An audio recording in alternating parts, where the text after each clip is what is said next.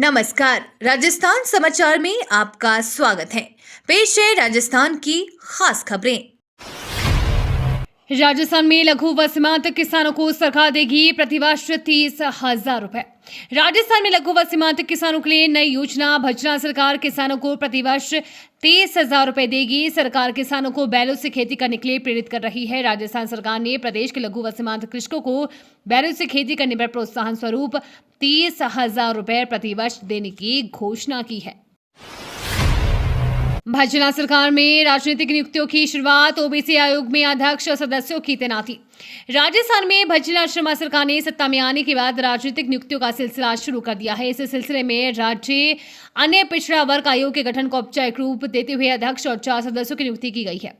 सामाजिक न्याय एवं अधिकारिता विभाग द्वारा जारी आदेश के अनुसार आयोग के अध्यक्ष के रूप में सेवानिवृत्त न्यायाधीश मदन लाल की नियुक्ति की गई है। उनके साथ मोहन मोरवाल, प्रोफेसर राजीव सक्सेना, एडवोकेट गोपाल कृष्णा और पवन मंडाविया को आयोग का सदस्य नियुक्त किया गया है। मुख्यमंत्री अवधि पार ब्याज राहत योजना का लाभ सभी पात्र ऋणी सदस्यों को दिए जाने पर फोकस। सहकारिता विभाग की प्रमुख शासन सचिव एवं रजिस्ट्रार सहकारी समितियां मंजू राजपाल की अध्यक्षता में प्राथमिक सहकारी भूमि विकास बैंकों में मुख्यमंत्री अवधि पार ब्याज योजना के क्रियान्वयन की समीक्षा बैठक आयोजित की गई।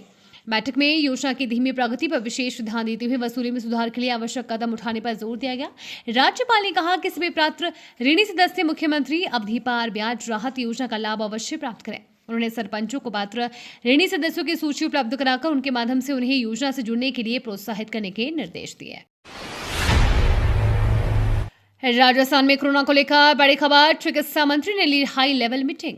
देश भर में कोरोना के केस सामने आने के बाद चिकित्सा एवं स्वास्थ्य मंत्री गजेंद्र सिंह खिवंसे ने चिकित्सा एवं स्वास्थ्य विभाग के अधिकारियों की बैठक लेकर आवश्यक दिशा निर्देश दिए हैं। उन्होंने कहा कि भारत सरकार के अनुसार कोरोना का वर्तमान में सामने आया वेरिएंट घातक नहीं है, लेकिन आमजन खांसी, जुकाम या बुखार जैसे लक्षण नजर आने पर सामान्य एहतियात बरतते हुए चिकित्सा संस्थान जाकर आवश्यक परामर्श, जांच एवं उपचार लें।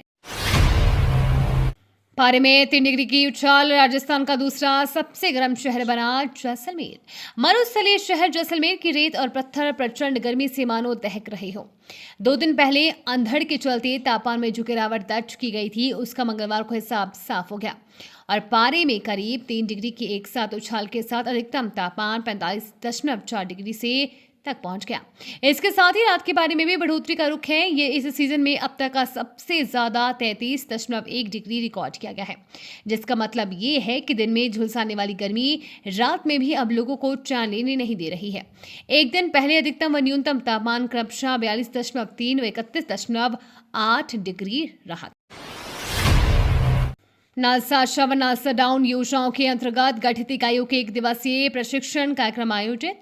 राजस्थान राज्य विधिक सेवा प्राधिकरण जयपुर के निर्देशानुसार अध्यक्ष जिला विधिक सेवा प्राधिकरण जोधपुर महानगर अजय शर्मा के निर्देशाधीन मंगलवार को राष्ट्रीय विधिक सेवा प्राधिकरण नई दिल्ली की नवीन योजनाएं नालसा डाउन योजना 2025 तथा नालसा आशा योजना 2025 के तहत जिला विधिक सेवा प्राधिकरण जोधपुर नगर महानगर के लिए गठित इन इकाइयों का 1 दिवसीय कार्यशाला कार्यक्रम आयोजन सचिव जिला विधिक सेवा प्राधिकरण जोधपुर महानगर राकेश रामावत की अध्यक्षता में इस प्राधिकरण के एडीआर भवन के कॉन्फ्रेंस हॉल में किया गया।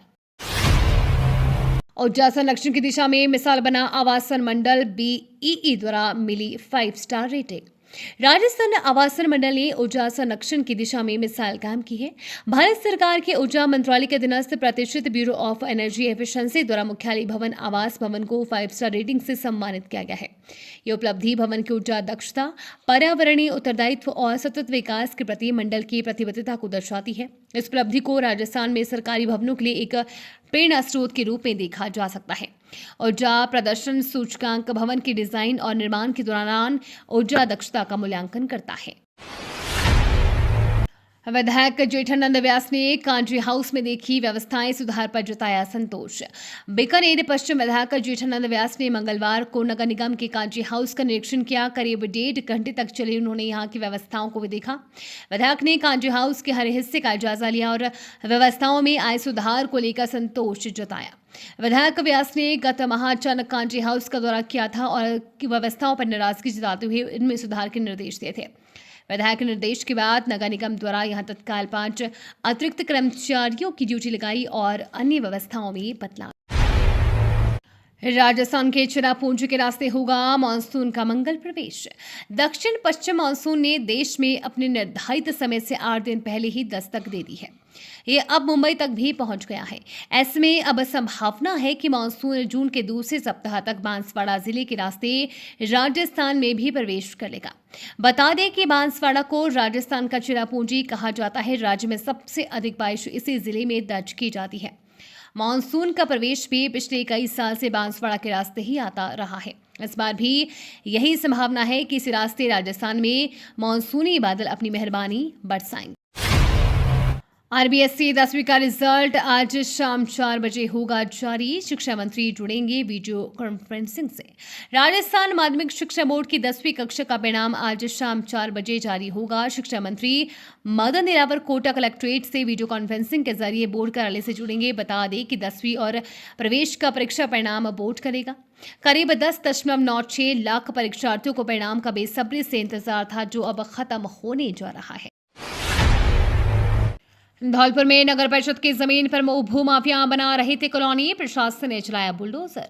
धौलपुर जिले में अतिक्रमण के खिलाफ नगर परिषद एवं जिला प्रशासन का अभियान 1.5 महीने से चल रहा है। शहरी और ग्रामीण क्षेत्रों में सरकारी जमीन को अतिक्रमण से मुक्त किया जा रहा है। ऐसे क्रम में मंगलवार को नगर परिषद ने शेरगढ़ किले के पास अतिक्रमण हटाए। यहाँ नगर परिषद की जमीन पर भूमाफिया अवैध कॉलोनी डेवलप कर रहे थे। विभिन्न मांगों को लेकर शिक्षकों का जयपुर कूच, नवा से पैदल रवाना हुए।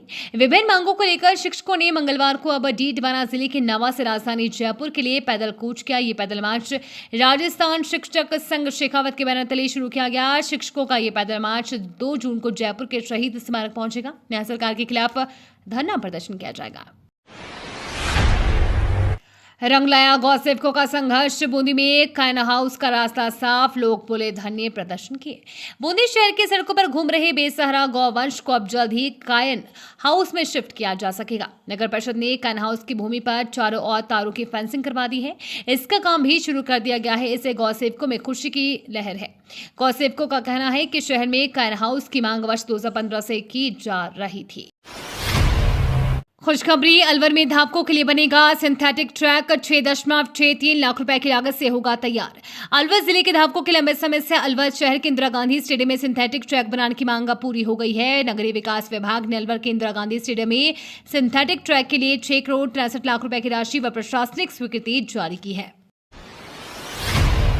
मुख्यमंत्री दुग्ध संबल योजना के तहत पशुपालकों को 88.43 करोड़ की डीबीटी सहायता। पशुपालन मंत्री ने सीएम का जताया आभार।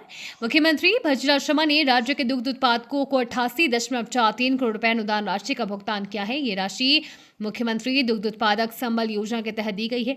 राज्य सरकार की ओर से सहकारी समितियों से जुड़ी डेयरियों पर दूध देने वालों को 5 रुपए प्रति लीटर के हिसाब से भुगतान किया जाता है। पशुपालन एवं डेयरी मंत्री जोराराम कुमार पवत ने बताया कि मुख्यमंत्री भजरा शर्मा ने कुशल मार्गदर्शन में प्रदेश के करीब 4.5 लाख पशुपालक किसानों के बैंक खाते में राशि डायरेक्ट बेनिफिट ट्रांसफर के माध्यम से हस्तांतरित की गई है।